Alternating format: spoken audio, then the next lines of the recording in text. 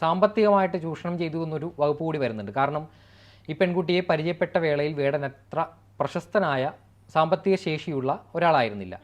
ഇയാൾക്ക് സംഗീത പരിപാടികൾക്ക് പോകാനായിട്ട് 8500 രൂപയുടെ ട്രെയിൻ ടിക്കറ്റും അതോടൊപ്പം തന്നെ ഇയാളുടെ ആൽബം ഇറക്കുന്നതിന് വേണ്ടി ഇതിൻ്റെ നിർമ്മാണാവശ്യത്തിന് വേണ്ടി 31,500 രൂപയും ഈ വേടനെ ഈ പറയുന്ന കോട്ടയം സ്വദേശിനിയായ പെൺകുട്ടി കൈമാറിയിട്ടുണ്ടെന്നാണ് ഇവർ പറയുന്നത്. അതിൻ്റെ തെളിവുകളും ഇവരുടെ കൈവശമുണ്ടെന്ന് പറയപ്പെടുന്നു. അതിൻ്റെ വസ്തുത എത്രത്തോളം ഉണ്ടെന്ന് നമുക്കറിയില്ല. അത് എന്തായാലും തൃക്കാക്കര പോലീസാണ് ഈ കേസ് അന്വേഷിക്കുന്നത്. എന്തായാലും ഈ വേടൻ നിരന്തരം പ്രശ്നങ്ങൾ സൃഷ്ടിച്ചുകൊണ്ടിരിക്കുകയാണ്. വേടൻ മുൻകൂർ ജാമ്യത്തിനുള്ള ശ്രമം ഹൈക്കോടതിയിൽ തുടങ്ങിയിരിക്കുന്നു എന്നാണ് അറിയാൻ സാധിക്കുന്നത്. കാരണം ഗുരുതരമായ ലൈംഗിക അതിക്രമമാണ് വരുന്നത്. അപ്പോൾ എന്തെങ്കിലും നീക്കമുണ്ടായാൽ വേടൻ അറസ്റ്റിലായാൽ വീണ്ടും ഇത്തരത്തിലുള്ള വേടനെ ന്യായീകരിക്കാൻ ഒരുപാട് ആളുകളുണ്ട്.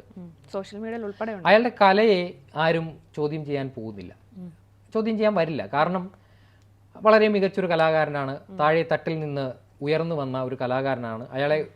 അയാളെ തളർത്താനുള്ള ബോധപൂർവമായ ശ്രമങ്ങൾ നടക്കുന്നു എന്നാണ് ഈ ഒരു അദ്ദേഹത്തിൻ്റെ പേരിൽ ഓരോ വിവാദങ്ങൾ ഉയരുമ്പോഴും പറയുന്നത്. ഒരു ജാതിക്കാട് ഇറക്കുന്നു, അതുപോലെ തന്നെ സമൂഹത്തിൽ കറുത്തവനെന്നും വെളുത്തവനെന്നും കണ്ട് കലാകാരന്മാരെ ചേരിതിരിക്കുന്നു എന്നൊക്കെ ഈ ഒരു വേടൻ്റെ വിവാദങ്ങൾ വന്നപ്പോഴൊക്കെ പറഞ്ഞു കേട്ടിട്ടുള്ള സ്ഥിരം പല്ലവിയാണ്. അതിപ്പോഴും ആവർത്തിക്കുമെന്നുള്ള കാര്യത്തിൽ സംശയമില്ല.